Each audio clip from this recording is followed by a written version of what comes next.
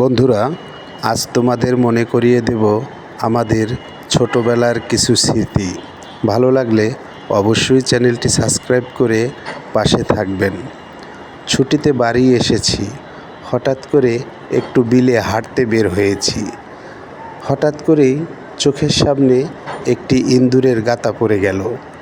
আর এই ইঁদুরের গাতার মানে হচ্ছে ছোটোবেলায় যখন পৌষ মাসে ধান কাটা হয়ে যেত, তখন ইঁদুর মামা প্রচুর ধান কেটে এই গর্তে লুকিয়ে রাখত। আর আমরা এই গর্তগুলো খুঁজে বেড়াতাম।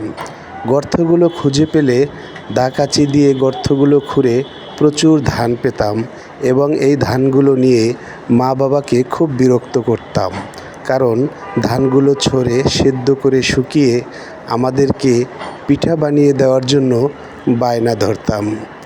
আজ এই স্মৃতিগুলো এখনও মনে পড়ে, কারণ শৈশবের স্মৃতিগুলো ছিল আমাদের অনেক সুন্দর, অনেক আনন্দময়।